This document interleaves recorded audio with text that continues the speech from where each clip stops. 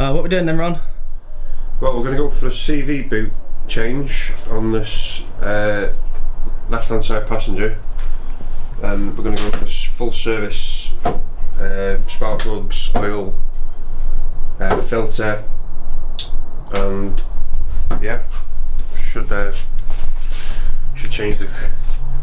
Can you tell me why we're doing the CV boot? Well, yeah, we had a bit of an accident. We had a bit of an accident with the split. I got down on a bumpy road and it flipped off and smashed me CV boot. Okay. So, cheap fix, but 2 hour labour. Could have been worse. So, Could have been worse. Right, so the plan is jack the car up this side where the CV boot needs to be placed. It's the inner one. Drain the oil out. Do the oil and filter while it's in the air. Air filter's staying as it is, I take it. Yeah. We're doing fuel filter as well?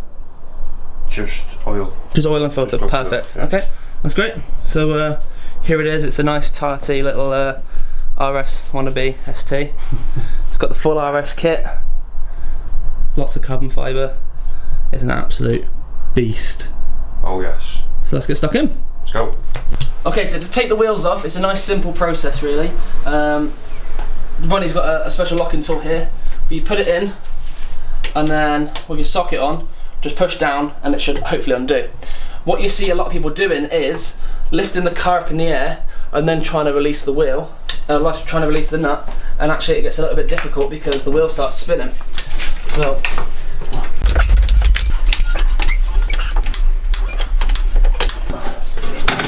Okay, so the wheel's in the air now, and I'll go into a different nut. And if you imagine if you've got a puncture at the side of the road and you're trying to undo it and the wheel's spinning. Now the hack here is to hold the socket in, trying to pull the wheel the other way and then slam it into place to try and lock the, to sort of like shock the bolt. And then it comes free. So then you can start doing it. I'll show you again. So ideally, have the wheel on the floor, loosen all the nuts off, lift the car in the air, and then take all the nuts off to remove the wheel. Oh, your black paint's coming off, mate. The what? Your black paint's coming off. Off the nuts. Yeah. Your black paint's gone off your nuts.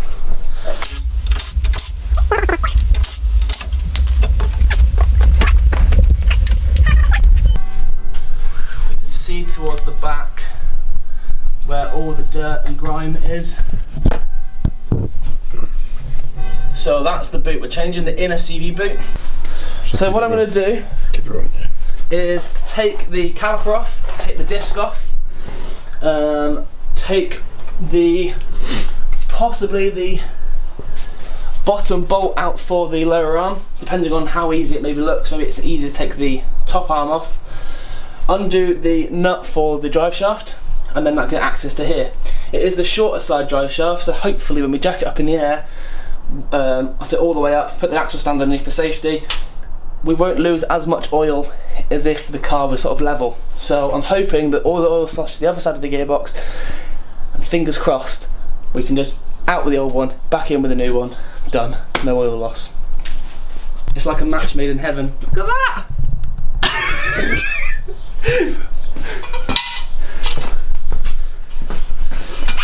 Okay, so the car's jacked up in the air. I'm going to raise these jacks here to the highest point. So they've got 3 holes. I could put it on the end, but I don't really want to because it's obviously going to be quite unsafe. So put the safety pin through the jack. Use the securing lock so it can't come out. Put this under somewhere secure on the car. Not there. I'm going to put it right underneath here, which is the rear axle. So I need to go up a little bit higher. And then if the car should ever fall for whatever reason, it's safe. It's not going to fall on me or Ronnie and obviously injure us or potentially kill us.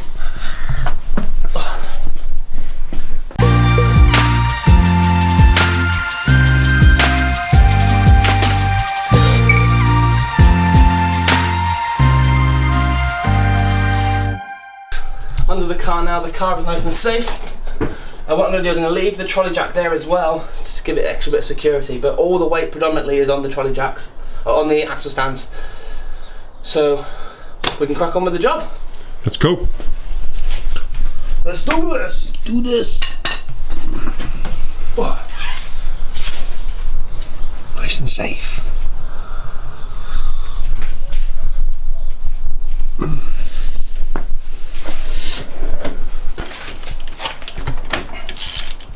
Not turtle.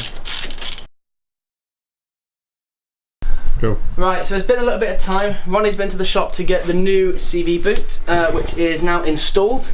The whole shaft came out, and I thought it was easier to just take it out rather than film it. So this is the new boot. I just need to put it over the cap and then actually fit the shaft in, and then do the clips up. The lower arms have been refitted. The drive shaft's back in the hub. I'm going to put the stretch bolt back in, tighten up the hub nut.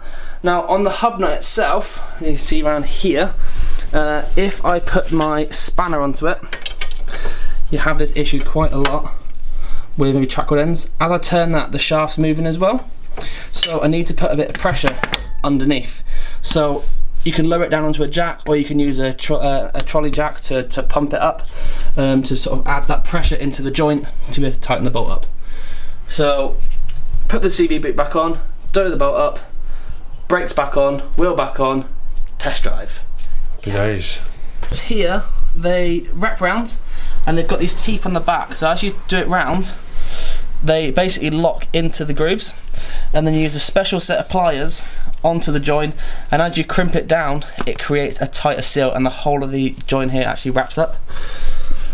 So let's put this over the shaft.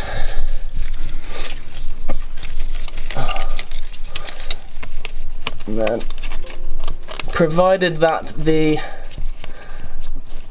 boot is fully on, which it feels to be, I've got a locking lip either side of where it's supposed to sit, so just put that over like that.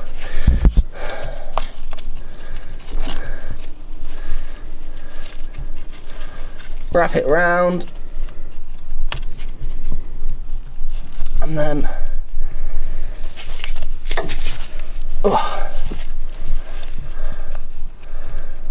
clip it in.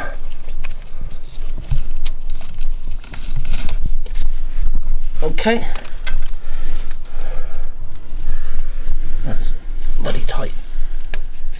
So it's now clipped in. So I'm going to hold it in by hand, and then if you just come on this side, mate. So using these special pliers, can you see that at all? Just go onto the joint and then pull it tight. And that is the CV boot now completely fitted. So the inner joint's done, the outer joint is done. Just double check that.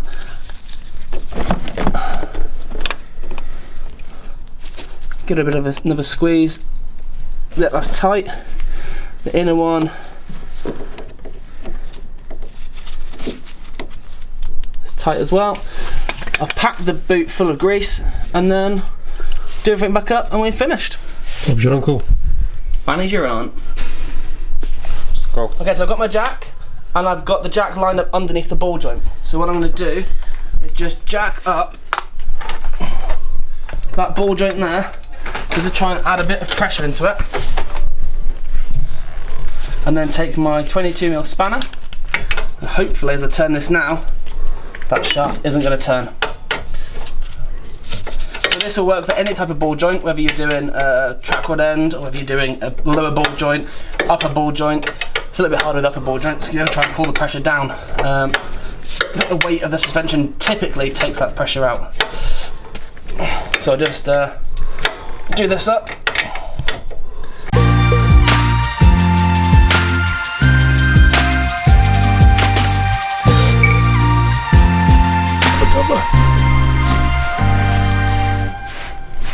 Done.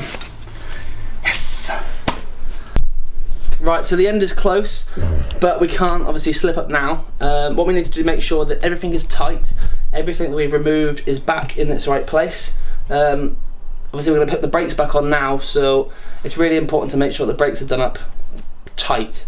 There's a great saying in the trade is tight and too tight's fucked. So ideally you want to try and make sure that these two bolts here that hold the carrier the caliper carrier on are tight, but obviously don't hang off of it, but you just want to make sure there's enough pressure in it. If you get to the end and give it a bit of a tap, that should be absolutely perfect. And then fit the massive orange caliper back on. So first of all, disc on. It's handy because these ones here have some studs in. If you haven't got the studs, a great tip is to take a wheel nut and actually just screw it in to hold the disc in place. Line in the carrier caliper on the back.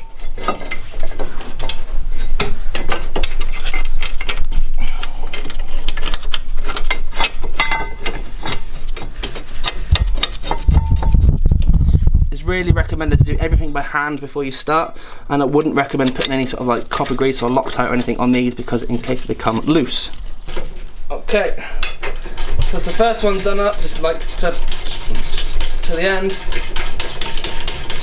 It's the second one now to the end, and all you do is just, obviously, I just say it a lot, hold on to the head of the ratchet to try and balance yourself, and then just push down. And that should be plenty tight enough. You can do things by sort of holding it and giving it a bash. As long as it doesn't sort of like continue to spin round, you're doing a good job. Next up, these bad boys. So before, so earlier, to keep the caliper and all the piping safe, I've actually cable tied it to the suspension spring. Where are you off to? Up there. So I cable tied it up here to keep all this loose.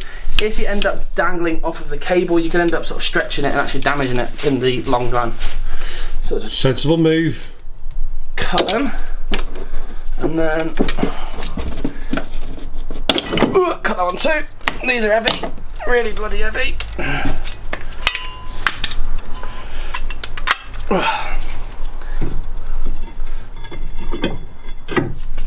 Line that up.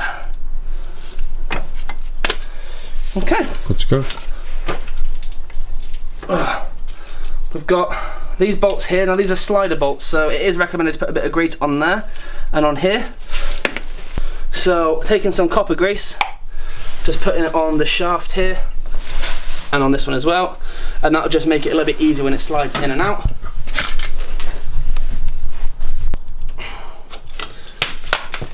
Okay, so because these bolts are a little bit more awkward to wind in by hand, nah, fuck it. Still wind everything in by hand, and you only get to a level where it's a little bit more difficult to do. You can obviously then change over to the ratchet. But if you just wiggle it back and forth, you should be able to fill that hole, and then just ram it in. It's disgusting, isn't it?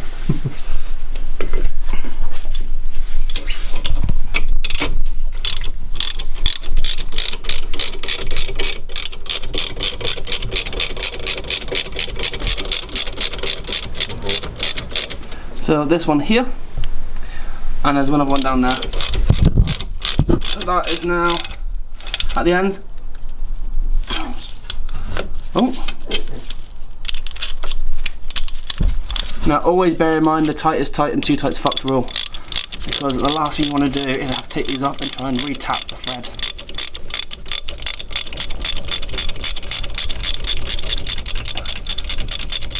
It's like sped up without even speeding it up.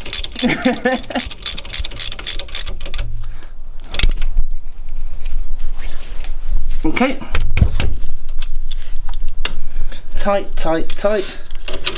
Just double check it's tight. Tight. Tight. These bolts have got these little dust caps on.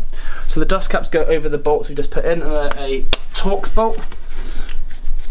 So I've tightened up this one here and put the cap over it, the one at the bottom with the cap over it, the two caliper carrier bolts, and the brakes there are done, apart from this retaining spring. I've never fitted these before and they're a bit of a pig to take out, so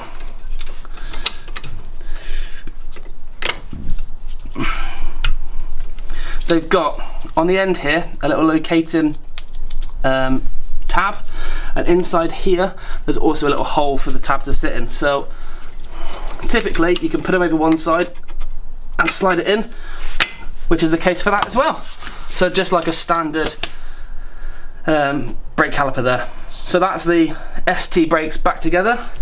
Okay, so the last bolt to do, apart from obviously the wheel nuts, is this hub nut bolt. We've used the trusty Google search, which comes up with a result of a 45 Newton meters. So using a torque wrench, you want to hold the disc together, go to 45 Newton meters, set it to the max, then turn it, and when it clicks, that's tight. So what it says is to do it to 45 Newton meters and then a quarter of a turn, which might be hard to do. Without the brake on. Yeah. So if I start at the bottom,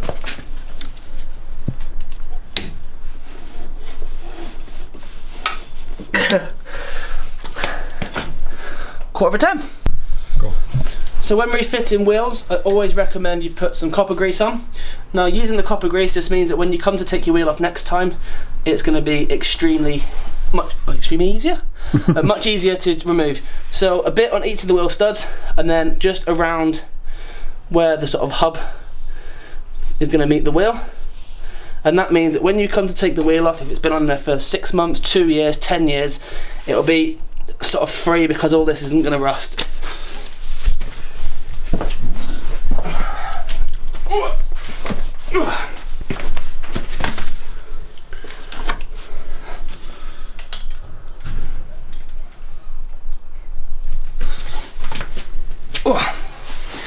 If you have the luxury of things like this, a power tool, I wouldn't recommend doing your wheels up straight away. What I'd recommend doing is starting the nuts by hand, and then when they're on, then doing it by the gun. You see a lot of garages that just take your power tools and just gun the wheels up straight away. It's okay if you're going to be doing it day in, day out. It's not really recommended, and these guys obviously do it so they know obviously what they're doing on a daily basis. So if you're just a DIYer at home, like I am now, it's best just to sort of start everything by hand and then tighten them up afterwards, and then once you're finished, lower the car to the ground and then torque the wheels up.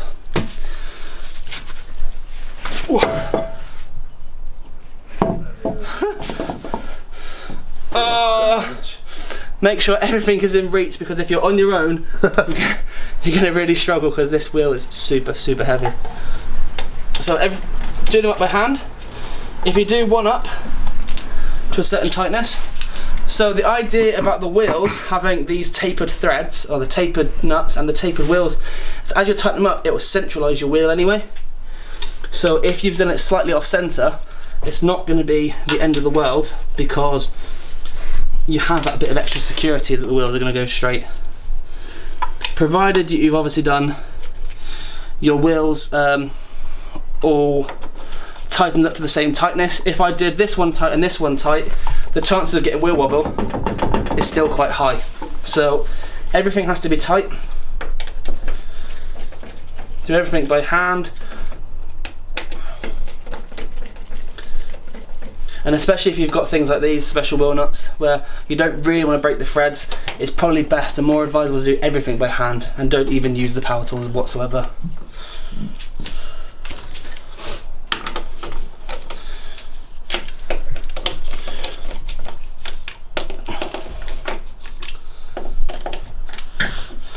So I'm going to put the car down onto the ground, torque the wheel nuts up, and that's the drive shaft done. The wheel is back on the car is off the axle stands, off the jack, and all I'm going to do now is tighten up the wheel nuts. So I've set the torque set into 110 Newton meters. I've got my tool on there, I'm just going to turn it until they click. Now I'm going to work in a star pattern here, sort of same as you'd pretty much do with the cylinder head, just to make sure there's a nice even adjustment on these wheel nuts. Now I always do as a rule of thumb, if I'm going to torque one wheel up, I'll torque them all up. So just go through, make sure that all nice and tight. I'm going to go and check the others as well. Okay.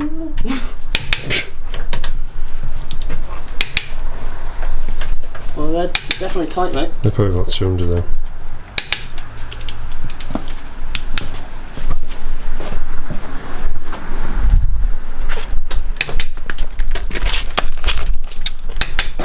summer.